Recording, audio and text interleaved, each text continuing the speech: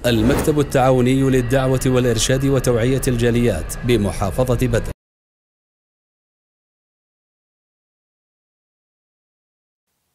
Bismillahirrahmanirrahim. Alhamdulillah wa sallallahu wa sallam ala Rasulillah wa ala alihi wa ashabihi wa man ihtada bihuda. Amma ba'd. Assalamualaikum warahmatullahi wabarakatuh. Mga kapatid sa Islam, mga alipin ng Allah subhanahu wa ta'ala, sa ngalan ng Allah ang mahabagin ang maawain, lahat ng papuri ay para kay Allah lamang, ang Panginoon ng salibutan. Naway ang kapayapaan at pagpapala ay mapasahuling sugo na si Propeta Muhammad sallallahu alaihi wasallam, sa kanyang pamilya, sa kanyang sahaba, sa kanyang kasamahan, at sa lahat ng sumunod sa kanya. Mga kapatid sa Islam, kapag nakagawa ang isang tao ng kasalanan, ano ang kanyang gagawin? Ano ang kanyang gagawin upang magbalik loob sa Allah subhanahu wa ta'ala ang maawain? Mga kapatid sa Islam, tunay na nararapat ang pagbalik loob kay Allah subhanahu wa ta'ala. Para sa lahat ng Muslim, bagkus para sa lahat ng nilikha ng Allah subhanahu wa ta'ala, siya man ay Muslim o walang pananampalataya o silang mga nagtatambal sa kaisahan ng Diyos. Sapagkat sinabi ng Allah subhanahu wa ta'ala sa banal na Quran, A'udhu billahi minasyaitanir rajim, wa ma khalaqtul jinna wal insa illa liya'budun. Sinabi ng Allah subhanahu wa ta'ala sa banal na Quran, hindi ko nilikha ang jin at ang mga tao, maliban na lamang sila ay sumamba sa akin. Ang ibig sabihin, mga kapatid sa Islam, lahat ng nilikha ng Allah subhanahu wa ta'ala, kinakailangan isuko nila ang kanilang sarili sa Allah subhanahu wa ta'ala. Sila ay dapat, nararapat na sumamba sa Allah subhanahu wa ta'ala sa kaisahan ng Diyos. Kung sila ay nagkasala, kinakailangan sila ay magsisi at magbalik loob sa Kanya. Mga kapatid sa Islam, sinabi ng mga maalam sa Islam, ang pagsisi ay ang pagdulog at pagbabalik loob sa Allah subhanahu wa ta'ala. Ang pagsisi ay ang pagdulog at pagbabalik loob sa Allah subhanahu wa ta'ala. Kaya ang lahat ng kumalas sa kaswailan at kawalan ng pananampalataya at magbalik loob sa Allah subhanahu wa ta'ala ng buong katapatan sa kanyang puso, tunay na siya ay nagbalik loob sa Allah subhanahu wa ta'ala. Mga kapatid sa Islam, at ang isang Muslim ay nangangailangan ng pagbabalik loob sa Allah subhanahu wa ta'ala at paghingi ng kapatawaran sa lahat ng kanyang kalagayan sa kanyang buhay, dahil ang tao ay likas na mapagkamali. Dahil ang tao ay likas na mapagkamali, hindi sila perpekto, kahit ang Propeta Muhammad sallallahu alaihi wasallam. Kaya sa tuwing siya ay nagkakamali, nararapat para sa kanya ng humingi ng kapatawaran. Nararapat para sa isang tao kung siya ay nagkakamali, humingi ng kapatawaran sa Allah subhanahu wa ta'ala, sapagkat binanggit sa hadis ni Propeta Muhammad sallallahu alaihi wasallam, Wallahi inni la astaghfirullah wa atubu ilayhi fil yaumi akthara min 70 marrah. Sinabi ng Propeta Muhammad sallallahu alaihi wasallam sa hadis, sinusumpa ko kay Allah subhanahu wa ta'ala, tunay na ako ay humihingi ng kapatawaran sa Kanya at magbalik loob sa Kanya sa loob ng isang araw at gabi ng higit pa sa 70 beses.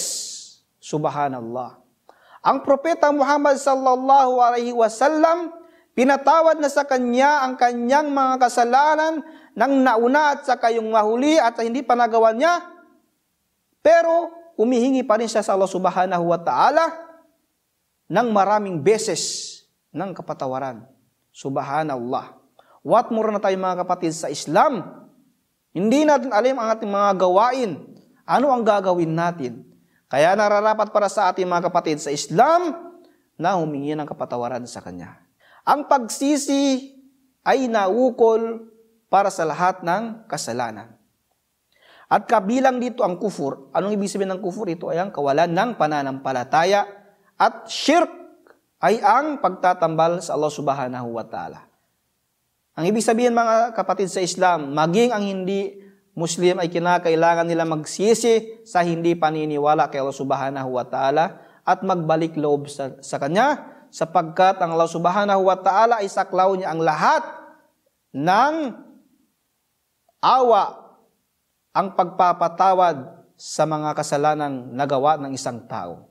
Mga kapatid sa Islam, nabanggit ng mga maalam sa Islam, ang mga nararapat gawin ng isang tao kung siya ay magbabalik loob sa Allah subhanahu wa ta'ala.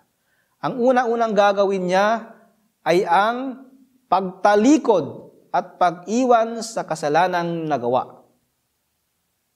Kinakailangan para sa isang nagagawa ng kasalanan ay talikuran niya ang kasalanan ito at iwanan niya ang mga gawaing nagawa niya. Ang pangalawang gagawin niya ay ang taos-puso niyang iiwanan ang kasalanan niyaon. Ang pangalawa, ang taos-pusong pagsisi, sa kasalanang nagawa. Kinakailangan para sa taong nagsisi, taos-puso niyang pagsisihan ang kanyang mga kasalanan. Ang pangatlo mga kapatid sa Islam ay ang pagpasya na hindi na ito babalikan at gagawin pang muli. At siya ay gagawa ng mga mabubuting gawain. Halimbawa ng mga kasalanang nagawa ng isang tao ay ang pag-iinom ng alak. For example, ang gawain na ito ay pinagbabawal ng Islam, kaya nararapat sa kanya na talikuran ito at iwanan ang gawain na ito. Ang pangalawa ay pagsisiyan niyang nagawa niyang ito ng taos-puso na hindi para kahit sino, pagkus para kay Allah subhanahu wa ta'ala. Ang pangatlo ay hindi niya na babalikan ang gawain na ito. Iiwasan niya na ang gawain na ito. Ang mga tao na nagdadala sa kanya sa gawain ito, kinakailangan lahat iiwasan niya. Nang sa gayon, maging tunay ang kanyang pagsisisi at pagbabalik loob sa Allah subhanahu wa ta'ala. Mga kapatid sa Islam, kapag ang isang tao ay nagsisi ng taos-puso at nagbalik loob kay Allah subhanahu wa ta'ala, tunay na ang Allah subhanahu wa ta'ala ay nagpapatawad sa mga kasalanan gaano man ito kalaki, sapagkat saklaw ang habag ng Allah subhanahu wa ta'ala ng lahat ng bagay. Sinabi ng Allah subhanahu wa ta'ala sa banal na Quran, "Qul ya ibadiyalladina asrafu ala anfusihim, la taqnatu min rahmatillah, innallaha yaghfirudz dzunuba jami'a, innahu huwal ghafurur rahim."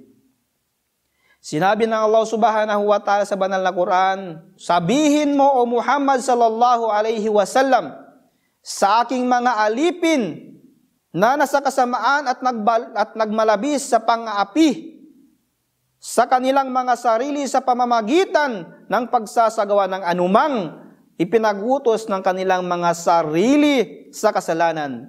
La taqnatu min rahmatillah." La taqnatu min rahmatillah. Huwag kayong mawalan ng pag-asa sa awa ng Allah dahil kahit anuman ito katotohanan, siya ang Allah, ang ganap na mapagmatawad, ang ganap na mapagpatawad sa mga kasalanan, nagsipagsisi mula sa kanyang mga alipin na Ar-Rahim, ang napakaawain, ang ganap ng papagmahal sa kanila. Kaya mga kapatid sa Islam, kinakailangan ang pagsisi at pagbabalik loob sa Allah subhanahu wa ta'ala ay nararapat para sa isang Muslim nang sa gayon makamtan natin ang awa ng Allah subhanahu wa ta'ala at ang buhay ay patuloy-tuloy lamang at huwag tayong mawalan ng pag-asa at gagawa tayo ng mga mabubuting gawain kahit tayo ay makasalanan, tayo ay humingi na araw-araw, bawat segundo ng kapatawaran kay Allah subhanahu wa ta'ala. Naway tanggapin ng Allah subhanahu wa ta'ala ang ating mga gawain. Wa ba'd, assalamu alaikum warahmatullahi wabarakatuh.